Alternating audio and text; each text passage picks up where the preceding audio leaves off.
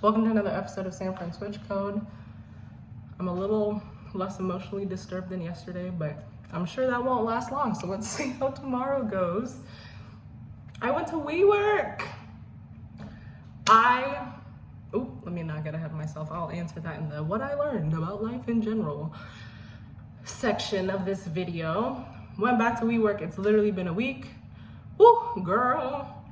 But we on it. Showered, hit the door, hit the block, got to WeWork, had an informational interview, and then spent the rest of my day in meetings and being hella productive on Slack and email and Google Meet and Google Suite.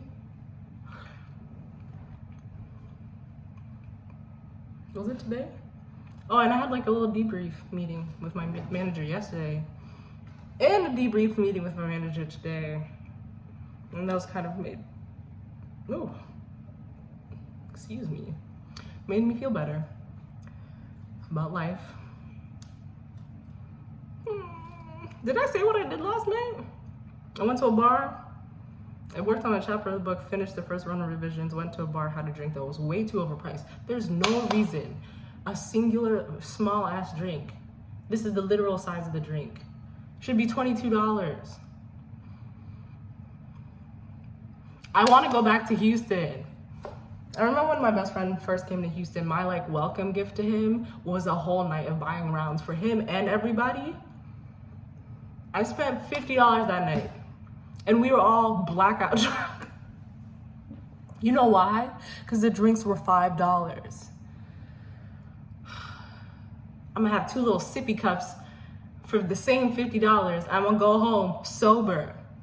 So whack. Okay, I didn't go home sober. I was slightly buzzed.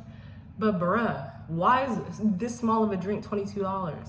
Anyway, I bring this up because had I done my normal routine, yeah, give me one of those, one of that, and bring me another one, because I wasn't asking what the price was.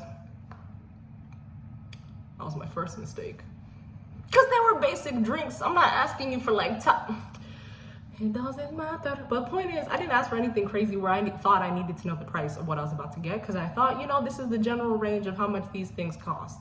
And then it was literally double. Literally double. That's ridiculous. I was thinking about getting food there and I was like, nah, screw y'all. Y'all took my whole budget out with one drink. At least the customer service was nice. And then I got a burger from True Burger. My favorite. My favorite. My boyfriend was here recently and we went to True Burger and he said True Burger is a burger's favorite burger. He likes burgers. He loved that burger. He asked me to get him another one the next day because, I got another one the next day. I almost got another one today. I had half the one from yesterday today. It's so good. Yesterday I didn't actually have it when it was still hot and warm and fresh and ready, which makes me sad. I literally didn't have it until this morning, but it was still delicious. I'm just sad that I didn't have it in real time. But if it won't matter in 5 years, I forgot who said this quote, if it won't matter in 5 years, don't think about it for more than 5 minutes. I'm not going to remember because I'm going to have so many True Burgers by 5 years from now that it's gonna be fine. It's just right now it hurts because I was trying to take a self-care evening and my intentions were right and the external circumstances did not set me up well. The drink was too expensive. I couldn't even eat the burger when I got home. Ugh. Anyway, tea for toughs. That was yesterday. Today I was just at WeWork, banging out work. And I just came home. And today I got, on the walk home, because your girl has to eat dinner, I need to cook mac and cheese again soon. Ah! You saw it before I did. This smells so good. I need to take a picture of this. A roasted chicken, Taiwanese bento box. It smells good. This has potential. Food in the SF, the Bay, whack compared to Houston, but this smells like it might be on the right track. I might have discovered a restaurant favorite number 2. And I'm making the decision to not work on my book today. Because I'm trying to put into the practice knowing that if I pause and feel refreshed, I will do better than if I just keep going and going and going, even if it means I give my future refreshed self more work. I think there's a difference between pausing to like watch Netflix for 3 weeks when you know you have a huge standardized exam soon, versus I'm literally experiencing chest pains, I haven't been sleeping, my therapist is prescribing me self-care, I haven't done what I need to do in a long time, and it's a book that's voluntary to write and that I know is good regardless. So I'm giving myself grace. We've come such a long way, because right now, 6 years ago, I would have just stayed up until 4 a.m. But today I'm like, you know what I'm gonna do? I'm gonna eat this bento box, I'm gonna FaceTime my friend, and maybe call my boyfriend back. And I'm gonna go to sleep. And the thing that's kind of weird about that is like, what if you do that again tomorrow, Phyllis? What if you don't actually get as refreshed as you thought? You're exhausted tomorrow too, and you do this again. That's okay. There's still Saturday and Sunday. And you're like, what if you do this on Saturday and Sunday? And the beautiful part about that is I'm self-aware. And I know that I can't do it for more than 3 days in a row. If the deadline's Monday. If the deadline for what I was working on were Saturday, I'd be like, that might actually be a risk. But because I know at least one day in the next 4 days, I will have the energy to focus, I'm gonna take this time for myself. And if honestly, all 4 days go to shit, and I don't do the second round of revisions that I need to do, the book is already good enough. Good enough, good enough. It's not perfect, but it's good enough. And good enough is much better if it means I'm alive and well. Because you know what's not good enough right now? My care for me. My care for me, okay?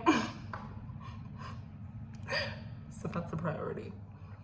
Am I happy? I'm not even gonna ask that question anymore. Today I'm starting to switch the question, because fuck happiness. Happiness is a fleeting feeling that's very circumstantial. And I said I'm trying to cultivate biblical joy. So am I joyful? I feel like I'm neutral, if we're being honest. Sorry, God. Am I fulfilled? Honestly, this food might be hella fulfilling. The way it smells, I wish you could video record a smell. Bruh, when movies start having smell, not even just movies, when we can capture smell virtually, first of all, shopping for perfume is gonna be crazy.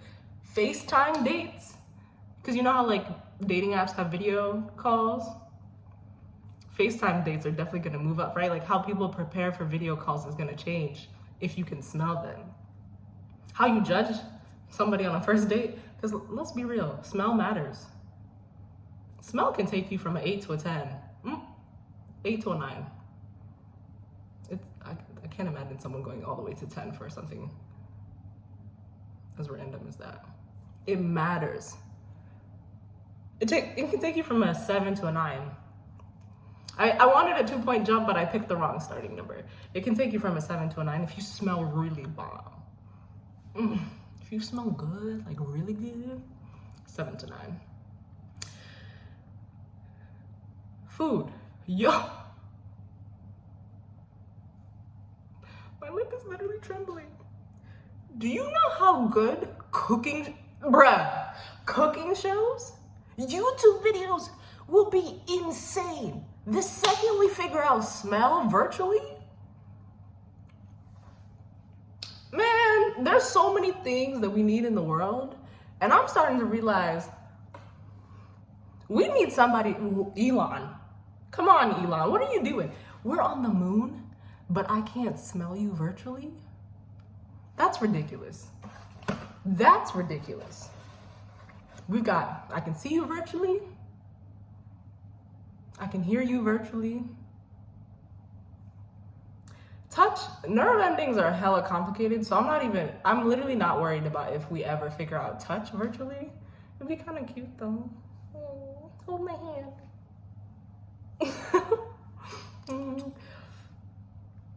taste? I don't even know, like how, I guess you'd have a device on your tongue. That part doesn't make sense to me.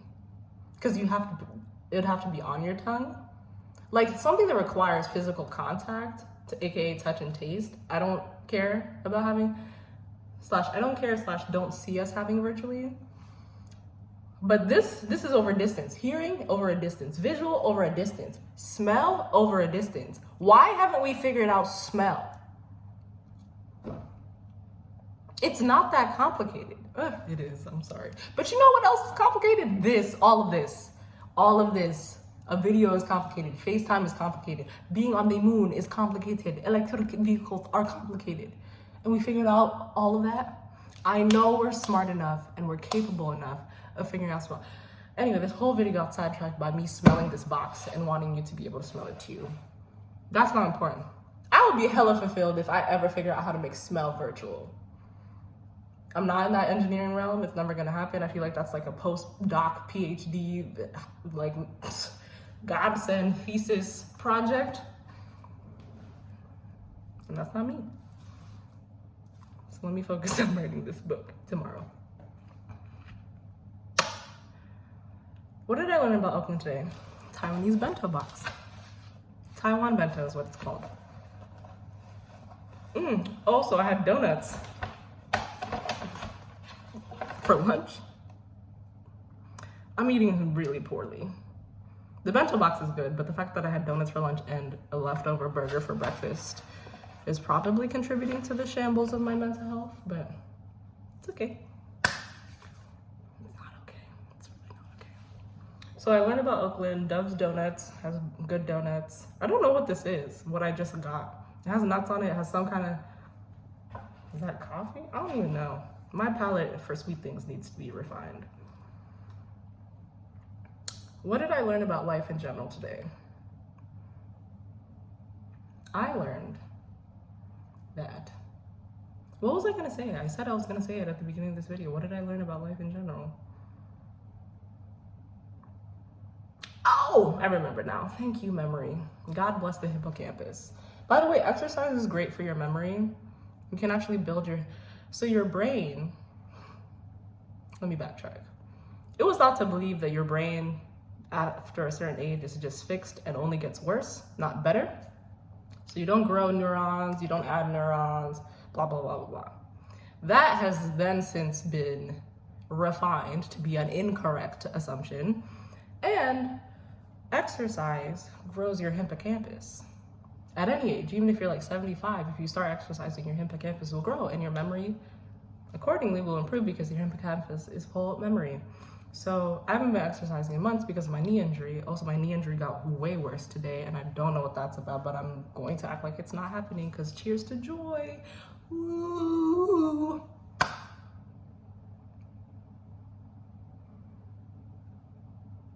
I don't know what that whole tangent was. Exercise is good for your hippocampus. Oh, hippocampus, because I remembered what I was supposed to say, which is, I learned about life in general that productivity can make you super happy.